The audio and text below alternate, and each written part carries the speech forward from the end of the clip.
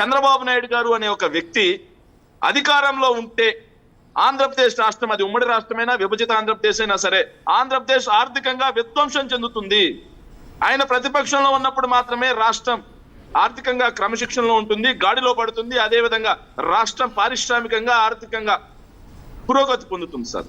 దానికి సాక్ష్యాలు ఉన్నాయి సార్, సాక్ష్యం మాట్లాడాలి సార్, ప్రజలకు కూడా తెలియాలి సార్. చిన్నప్పటి నుంచి మనం అందరం కూడా అశోక సామ్రాట్ గురించి చరిత్రలో చదువుకున్నాం సార్, కానీ ఈ అప్పుల సామ్రాట్ నారా గారి గురించి కూడా తెలియాలి సార్.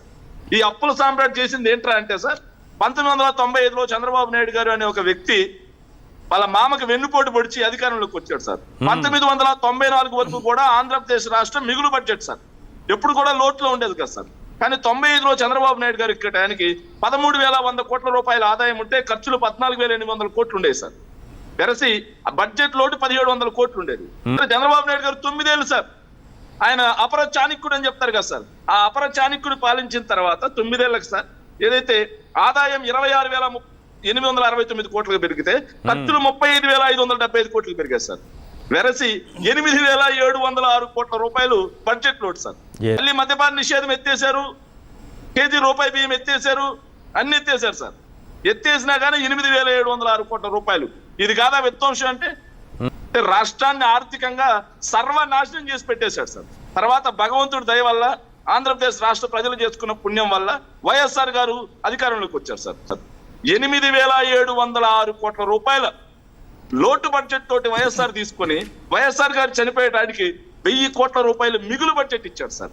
ఓకే, మరి ఎవరిది సార్ విధ్వంసం?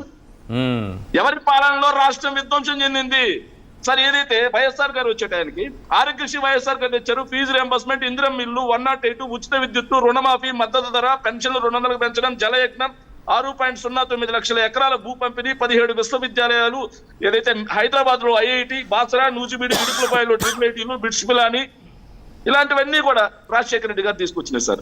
సెన్సులతో సహా అన్ని రాజశేఖర రెడ్డి గారు సార్. ఫ్రీ సిటీ సెన్స్ ఈ రోజు రాష్ట్రానికి తలమానికి అది కూడా రాజశేఖర రెడ్డి గారు తీసుకొచ్చినారు సార్.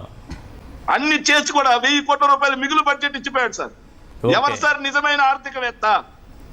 చంద్రబాబు నాయుడు గారా లేకపోతే వైఎస్ఆర్ గారా?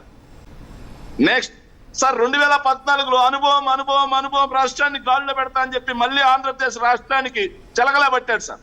2014 నుంచి 2019 మధ్య ఎఫ్ఆర్బిఎం పరిమితికి మించి 29,099 కోట్ల రూపాయలు ఓవర్ బారోయింగ్. అంటే రాష్ట్రంలో చేయాల్సిన అప్పు కంటే కూడా కేంద్రం మనకు అనుమతి ఇచ్చినటువంటి అప్పు కంటే కూడా 30,000 కోట్ల రూపాయలు అదనంగా చేశాడు సార్ దాదాపు. మరి ఇది ఆర్థిక విధ్వంసం కాదా? విధ్వంసం కాదా? ఇది కాకుండా సార్ 3,46,000 కోట్ల రూపాయల రాష్ట్ర అప్పు ఇచ్చిపోయాడు సార్.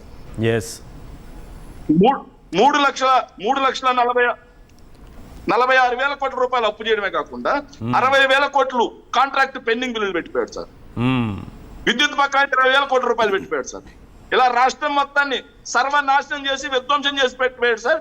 ఎవరికి కూడా రుణమాఫీ చేసింది లేదు, డ్వాక్రా రుణమాఫీ చేసింది లేదు, ఏ ఒక్కరికి సెంటు భూమి ఇచ్చింది లేదు, ఒక ఇల్లు కట్టించింది లేదు, సంక్షేమ పథకానికి ఊసేలేదు సార్. దేవుడి దేవాల జగన్మోహన్ రెడ్డి గారు మళ్ళీ ముఖ్యమంత్రి అవడంతో జగన్మోహన్ రెడ్డి గారు ముఖ్యమంత్రి అయ్యారు సార్. ముఖ్యమంత్రి అయిన తర్వాత సార్ 2 సంవత్సరాలు కోవిడ్ సార్.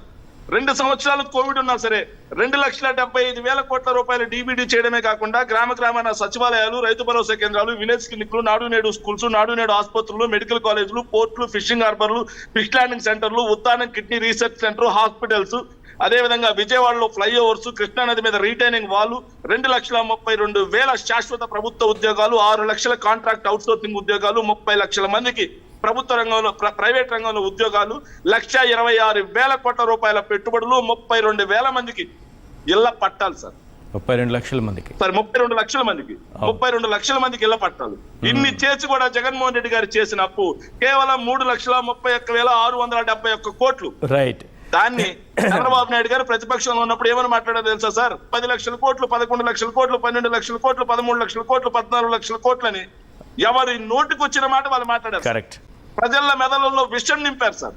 మళ్ళీ అధికారంలోకి వచ్చారు. ఇప్పుడైనా చంద్రబాబు నాయుడు గారు ఏమైనా చేస్తారా అంటే సార్ ఇప్పుడు కేవలం 22 నెలల్లో 3,33,321 కోట్ల అప్పు, రెవెన్యూ డిఫిసిట్ వచ్చేసి కంప్లీట్ గా 60,285 కోట్లు.